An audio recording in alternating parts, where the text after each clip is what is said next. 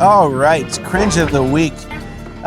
First clip, Kink and kids at Pride go hand in hand, this person says. Let's see what they're talking about. Doesn't sound good. Clarify this for a second here. I'm not saying that kink isn't kid-friendly. I'm saying that kids and kink can coexist at Pride in a totally fine way. There's a nuance here. That making an event kid-friendly doesn't mean sanitizing it, aka taking something like kink out of Pride. Making Pride kid-friendly is not the same thing as sanitizing Pride.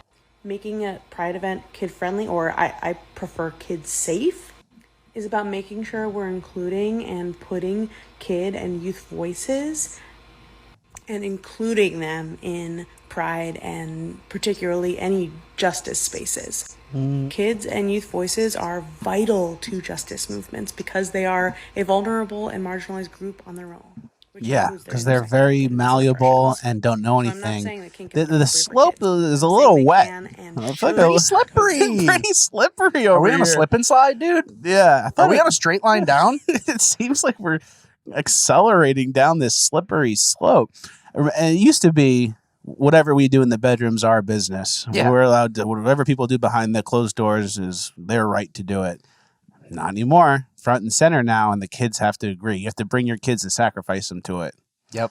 So don't ask, don't tell. Now it's show and tell and groom. Yeah. And mold. And then soon participate, and then soon be directly involved, and then soon LGBTQIA plus the P from plus becomes the P for pedophile. The plus becomes the P. You know it's coming, guys. You know it's coming. You know it is. Give it a few months. Give it a year. That will be more mainstream. Moving on, Chucky the doll. You know the doll that kills everybody? Yeah, murder doll. Murder doll. We've talked about Chucky before. It turns out he's an LGBTQ ally. Yeah. Which makes sense. There's a new Chucky TV series, I think, on Sci-Fi. On Sci-Fi. And the gay people are running the show. Yeah, they absolutely adopted Chucky as one of theirs. He's an ally, which makes sense because he's evil. He's a direct demon spawn, I think is his backstory. Yeah. And he's bad. Yeah. And then it's like, what would the bad, evil demon spawn doll do? Yeah. Change your gender. He'd encourage the kids to do LGBT stuff. Yeah. What are some of the things from the article? Well, so basically, it said that is Chucky LGBTQ plus? Series creator Don Mancini sees Chucky as much more than just a queer ally. Chucky season 1 sees our favorite pint-sized serial killer exploring his sexuality. And they're making it, and apparently in this, Chucky possesses people, and he possesses a woman, and so they're like, whoa, he's fluid, he can go anywhere. So they're basically just like shoehorning in all their personal agenda into Chucky. And then so Chucky, Chucky always attaches himself to a kid, right, who needs a friend or whatever. And so Chucky, his friend is Jake, and we'll play this without audio, but here's the Jake having a gay kiss with his buddy. And so eventually Chucky, his dad's homophobic or doesn't want him kissing dudes when he's 12. And so Chucky has to kill him. He kills Jake's homophobic father. Which is becomes what, a Dexter righteous kill? Yeah, that's what they're saying. Yeah, they're saying it's like, Chucky's bad, but sometimes he kills people for good reasons. Well, that's part of it. That's why what Chucky's always done, and it's like, that guy's a dick, and now it's like homophobic. So of course, and so basically Chucky, it's all these women and like the showrunners and like these women having an interview on Skype talking about how Chucky's more than an ally, and Chucky has always been gay friendly and kind of just like rewriting history to whatever the hell they want. And we're going to play a line from the movie that just shows you what these people are doing with the literal puppets to give their message that they like. So, I have a queer kid. You have a kid. Gender fluid. And you're cool with it. I'm not a monster, Jake. Gender fluid. Gender fluid in the voice. And then the he kills people. He's a murderous little rat, but he's not a monster because he's pro-LGBT. He's an ally, guys. The puppet is telling you what to do. Yeah, isn't that weird? Just another thing. And it's funny because I was thinking about this before, like, Pepe the Frog. Pepe the Frog was just some like French guy or some French illustrator who's like, oh, Pepe, he's a character. And then it got totally like repurposed to like the 4chan type community, like right wing. It just became a meme, like where people were using it for memes against what the creator wanted. And I feel like this is their version of that. They got to this one. Like, we got Chucky now. Chucky's ours. He's gay. He's an ally. So whoever liked him, who's not really down with that stuff, you're out. Good luck. So I guess it's a battle for these characters. And one side wins a lot of them. And then every once in a while, we steal one and kind of break it off. But, so Chucky... like Christian Bale in American Psycho? American Psycho. Yeah, we got him. We drafted him early. That was a good get. Same with Gosling and Drive, a couple others. Yeah, wouldn't you not want to side with the villain? Are they trying to like rewrite his backstory to make him like a Dexter type where he's not like a bad guy anymore? Hey, I don't know. I'm not going to get into it. Maybe we watch some. We'll watch some. Maybe we watch a little, come back, circle back to Chucky. Somewhat related to this, there was a woman in Brazil who married a rag doll. Yeah, that was bad. That was bad. It was like some single lady. She was frustrated, and then her mother made a doll for her, which she liked, and then married it, and then... All right, I'm going to go through. Dark. I'm going to go through a little bit of this article just for fun. So it basically all started because she didn't have a forró dancer. So I guess that's some Brazilian dance thing they do where you need a partner. And then I think the mom was doing a bit and got her this dressed up guy in a tuxedo with a mustache. Named Mauricio? Yeah, named Marcelo. And so it said they've reportedly... So she fell in love at first sight with the doll, with Marcelo. And... he is a man I always wanted in my life, she said. After being together for several months, Moraes discovered that she was pregnant.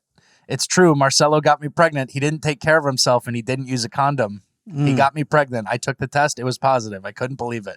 They're really painting a picture here. Not wanting to have a baby out of wedlock, the couple decided to make things official and get married. And it said, the wedding was a wonderful day for me. Very important, blah, blah, blah.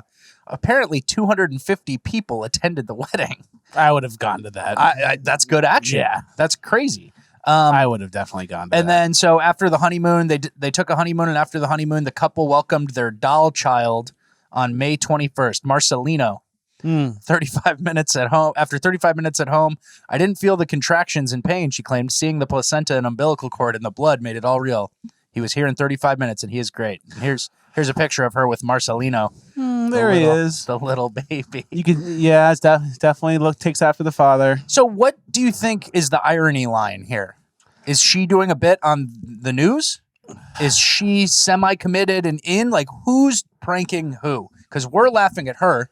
The media wants us to laugh and have a good chuckle at her. But she could be like Nathan for you in this whole thing. That's what I'm saying. She could be behind this and being like, I'm going to see who runs with this. But she kind of, it has to be a bit from her. I think it is. And if it's not, then it's like we're really propping up these mentally ill people and telling them that their mental illness is normal, which is also something we've seen from Cringe of the Week a lot with all the trans stuff. We see a lot of that these days. There's a meme. If you go to the doctor and say, I want to cut my arm off, they'll go, no, you're crazy. If you go to the doctor and say, oh, and you're anorexic, and the doctor will say, hey, you're anorexic, you need to eat food. You're crazy. You're not as fat as you think. If you go to the doctor and say, I'm dating Marcelo, this is Marcelino. I just gave birth. Can you check it out down there? What are they going to say? Yes, you did. Everything's great. This is normal. You have a little new baby. Congrats. Yeah. Start paying taxes. Well, so here's my question now is, what do they take you away for? What do you go to like the loony bin for? It has to be like voices are telling me to do bad things. That's it. And that's the only thing? I think it has to be like after you've gone too far already. You already have to have committed a crime. So your voices in your head told you to do something, and you drove your car into the supermarket and you crashed and tried to kill people. It's like, you're going away.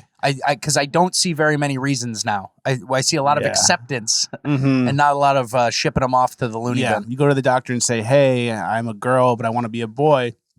They go, okay, I can fix that for you. Okay, let's talk. Yeah. It's not...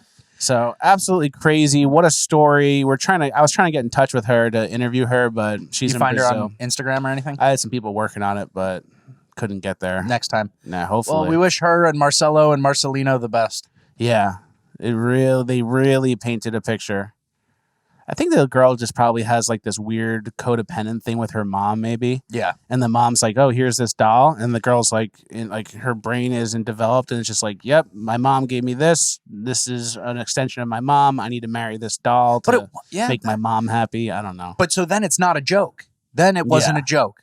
That's me saying. That's like me attributing mental illness. Okay. And then like that's what I think happened. If it's not all a huge bit, if it's a whole huge bit and she's in on it. Love a good bit. Bravo. Congrats. Well done. Next part of Cringe of the Week. Teacher comes out to 4-year-olds. Trans teacher. Trans teacher comes out to 4-year-olds. Today on the last day, I finally decided to come out to my kids. Who are you talking to? Jake from State Farm. That's my first instinct on this voice. It could be beautiful. Today on the last day, I finally decided to come out to my kids. And my kids are older. They're 4 and 5. And older? Yeah. First of all, my kids, which is a recurring theme, and then older. So the 4 and 5-year-olds are older kids. That means she has access to younger kids as 2 well. and 3? the way that I did is just read them a book about this teddy bear that kind of comes out as a trans girl.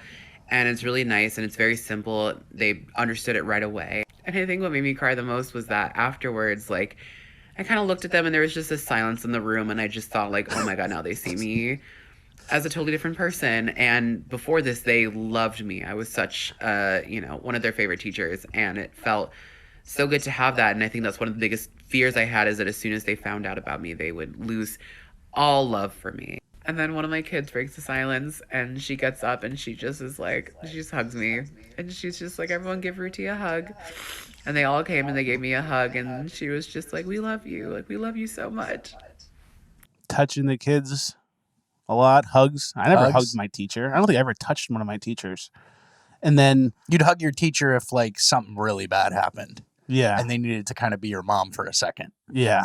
Or if it's like the last day of school. But these kids are emotionally supporting the teacher. Yeah, it's like just waiting for the reaction too, and being like, "So, can you imagine if one of the kids was like, ew, that's weird?" Like she would spiral. Oh, and that kid would get an F. He'd be bullied, not bullied, but like he's singled out. 100% singled out, and a kid could do that. You're 4 years old, you could not get what's going on and go, ew, what does that mean? That's weird. So true. So it's like her self health, her perspective, everything relies on like being positively perceived and this message positively received by the kids who are 4 and she's crying. It's just like another peek behind the curtain. Yeah, my kids again. We see the same themes in a lot of these. Yeah, seeking validation from children. If they didn't accept you, you would have spiraled even worse. There's like that's the Where do you think that comes from? Like, why do you think they need that so much? Is it because this type of person doesn't have many real friends in real life? Yeah, or they think they're so self-centered in their own life that they think that everything has to be like a litmus test of how progressive people are and how accepting, and it starts at every age or whatever. And this person can't separate their personal life from their job, from their work life, and their work life has come to a point where like that's okay and you're allowed to talk about stuff. And she sees the kids as her peers. For sure. So it's like, oh, I'm going to tell you guys something. I hope you accept me. It's like, you're talking to 4-year-olds. I have a niece who's 4, I think, or 3 or 4. And it's like, you can say, hey, dinosaur. And she'll go, oh, rah. You go, oh, bird. And she'll go, oh, bird. Cluck, cluck. It's like, you don't have to really... Yeah. You don't have to bring it. You don't have to. You don't have to be on your A game. They're not going to like catch you and be like, wait, you said the different thing yesterday. Yeah. And it's like the reaction that they gave was really important to her having a good day. Oh, yeah. And if someone said, ew, that doesn't make sense, or, oh, you're a boy, that would have like done damage to her. How mentally tough can you be if that's the way you live? How can you teach kids and be in charge of children if you couldn't handle a little bit of pushback from a literal toddler? Yeah. So here's the next thought exercise. What do you think was more important to this person? The genuine reaction from the kids, or the ability to post and talk about it on social media after the fact? 100% that one. Okay. But also the reaction from the kids was important. Yeah. But it's like, it was all for that. It was all for the video. It was all for like the... And if it was negative, she would have been like, oh, like this kid with Republican parents said this. Like, it would have been that. My dad says you're freaks. You know? Exactly. That's All right. my kid. Next clip, dating red flags. This person's interviewed on the street. When you're dating someone, what's one of the biggest red flags? Being white. Okay. So would a green flag be being black then? Anything but white. Anything but white is a green flag. Sure. Well, that's interesting that you can just say that and that's okay. Yeah. Isn't that weird? I don't think anybody would have said that 10 years ago. Mm-hmm. So it almost seems like some sort of thing is happening, and like the white hate and white. I guess it was driven by jealousy at first, but the hate and the dehumanization. Remember, we've often brought out the steps of genocide. Steps. Dehumanization. I think we're on the bottom of that one. Like we're towards the next step. Right? Yeah, which is like open violence or whatever. Yeah, soon. Well, we've seen that too. Yeah, and that comment is obviously insane. And it's interesting. And that girl stands by it so hard too. She stands by it. She thinks she's right, and I'm sure she gets evidence in her life of like white people being rude to her because she's racist to white people. She hates white people. She acts like probably a certain way to white people. Negative attitude. Negative attitude, negative energy. It's probably received. White people probably go, like this girl sucks. Yeah. Give her an attitude back. Then she gets the attitude back and goes, oh, these white people are being rude to me because I'm brown. They're racist, like I said in my head, when it's like you actually manifested the whole problem by leading with the bad energy and the bad assumptions. Oh, for sure. Oh, they're white, they're racist, they're bad. And you approach them like this with really bad energy and they just go, like, I don't want to talk to you. Oh, you want to talk to me? Why? Because I'm brown? Yeah. And it's like, whoa, lady, you're crazy. Yeah. So definitely not a red flag to be white. If you had said that about any other race, obviously, you're in jail. Yeah. It's a George Floyd situation. You're on the list. You're on the hate crime list.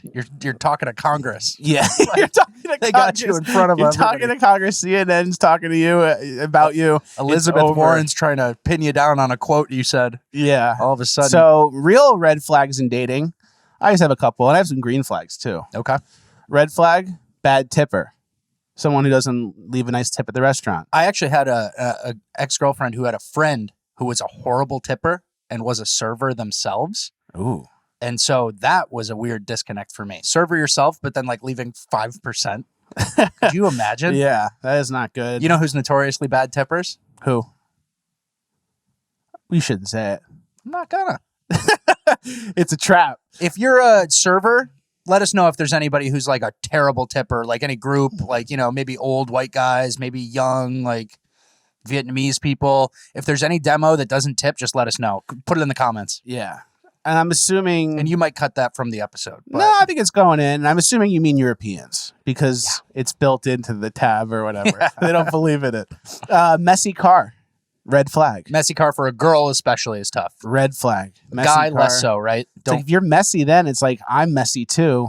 We're just gonna create a tornado of a house. Yeah. It's gonna get bad. It's gonna spiral up and nobody's cleaning it. Not over their ex. That's obvious. That's an easy one. Yep. Drinks too much. Girls who drink too much and get drunk and fall down. Not good. Red flag. Nose ring. Usually not good. They're pretending to be a nice girl, but they're actually a hoe. Not good. Okay, you're getting pretty. No, You're going hard well, here. you know, there's like a type where Yeah, it's yeah, like, for sure, oh, for I'm sure. the best, nicest girl ever, and Yeah. I just want to I'm sweet, simple old me, and it's like I just want to get married and I've have seen kids. you do some crazy shit. It's like, let's get you drunk and dancing and Yeah. see who we're really dealing with. Yeah. Pull the mask off. Yeah. Like Scooby-Doo. Serial daters, girls who always have a boyfriend just to have a boyfriend. Yeah. That's never good because you don't want someone who just dates anybody. Some green flags, someone who believes in God, someone who likes their dad, someone who likes the music you like, someone who tells you what they like from the podcast you have, someone who thinks you're handsome, even though you're a combination of Hagrid and Shrek put together. Yes. Those are green flags. That's more tailored to you, I think, all those green Yeah. flags, but that's okay. It's for you. That's This what I is- know. yeah. That's what the podcast is about. So if you see like a girl and she has a dad who's like a fat bearded guy, do you go, oh yeah, Well, she could love me. kind If of. she loves this fat guy, she could love me. It sounds crazy, but yeah, especially after Father's Day last weekend, like everyone's posting pictures of their dads, And you see Who do a I have girl. a shot with? Like, and then you see a fit dad who's like runs a 10K, and you're like, okay, Exactly. not me. I'm Some not the skinny guy. girl with a skinny dad who's like does triathlons. It's like, ugh. Then you see some girl with some fat fuck dad who's like cooking something or on the grill, and it's like, she might see something in me. Yeah, she has the capability of loving me. 100%. If you can love that fat fuck, you can love this fat fuck. Moving on to the last clip of Cringe of the Week. These singers, these Old timey. old timey European singers.